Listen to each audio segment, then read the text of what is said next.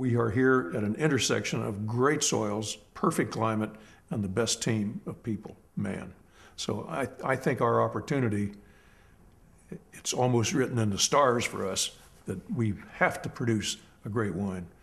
A disproportionately high number of the greatest wines of the history of the world are Pinot Noir. And that when it achieves its greatness, there is nothing that can compare with it.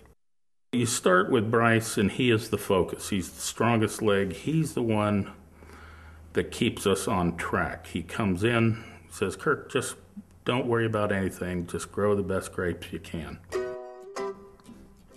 Emeritus really gives us the opening to talk about the people, which are the most important part of our formula.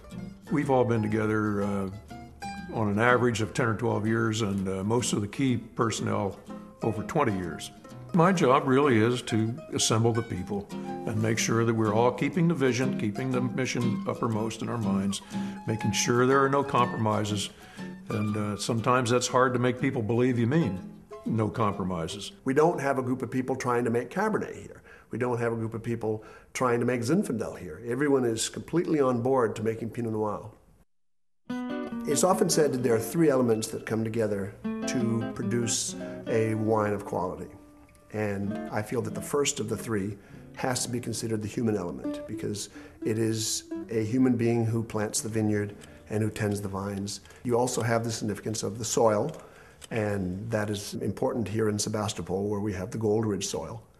The other very important significance is the climate.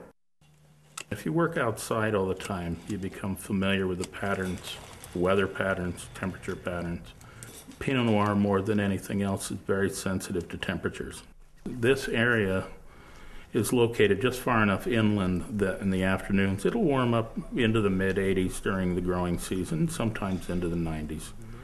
But we're close enough to the ocean, we get the ocean influence that drops the temperatures. All of our grapes are on Gold Ridge soils, which is very fortuitous. Gold Ridge soils, I believe, in California are the best, well, at least in Sonoma County, for this grape. The planting is high density, which of course is more difficult. And in Burgundy, high density planting came about because they wanted to have a higher yield per acre. Their soils are very sparse and unfertile, and they need to plant as many vines as they can in an area to get as many grapes as they can. Even at that, they're still looking at 5 tons to the acre. And they talk in terms of hectoliters per hectare, so Domaine Romani Conti, for example, probably has about 30 hectoliters per hectare, or 2.5 tons per acre. And that's about what we're aiming to farm at, 2.5 tons per acre. But anybody else in our position in these soils, in this climate, could easily double that. Our main wine bottling is Emeritus Russian River Valley. It has no cuvee name or vineyard name, but it is primarily the grapes from our main ranch here, which we call the Hallberg Ranch. We also own 2 small parcels at the coast. Our vineyard there is at about 965 feet of elevation, so the mountains provide a protective barrier between the ocean and our vineyards. We are very fortunate to have those 2 locations because they're so different. Annapolis is very much a mountain vineyard. The slopes are extreme, and the management of the vineyard is very demanding. The vineyard here has more gentle slopes and is in a much more civilized part of the world. The wines that we get from here are more nuanced. We're fortunate to have the wines from Annapolis because they form an opportunity for very innovative expressions of flavor and texture. In Burgundy, the people say you cannot make great Pinot Noir unless you have culture. Well, I don't know what that means exactly to the people in Burgundy or to me, but Don has certainly got the artistry, and he's practiced in Burgundy for 10 years before he even came to America to make Pinot Noir. Don and I go to Burgundy every year, as I have for 15 years, to go to the forest, go to the coopers, select the wood, own the wood, turn the wood, make sure that it's the wood exactly air-dried and treated the way we want it. It takes more effort, more time, and of course more money, but our objective is to produce the very best possible product. The harvest usually starts around the middle of September. We pick the fruit at night because it's in its best condition. You pick it at night, the vine has recovered from the day's heat. So we get up at midnight, we strap on the lights, and the men pick all night long.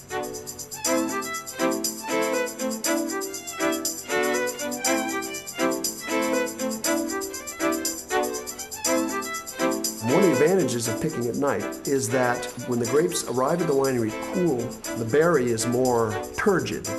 And when you put them in a bin, and we use very shallow bins, but even with a shallow bin, the grape can tend to jostle around in the tractor on the way into the vineyard, and they might potentially be a little bit damaged. We want to protect them so that they arrive at the winery in a pristine state when we begin to go through the processing. There's a specialty that applies to Pinot Noir that used to be general to all red wines, and it's called in English punching the cap. When you punch the cap, you get into the tank, your legs tell you what the temperature is. Now, granted, a thermometer can tell you that, but your legs tell you where the hot spots are. They tell you how thick the cap is. It gives you a glimpse of the health of that fermentation. There is no device that allows you to appraise, as you can with your feet, just how alive the grapes are and how far along the process is of their giving up their life to the wine. The particular focus of our intent is to make wine that has balance as a characteristic of greater importance than intensity. A wine that has vineyard character of greater importance than varietal character.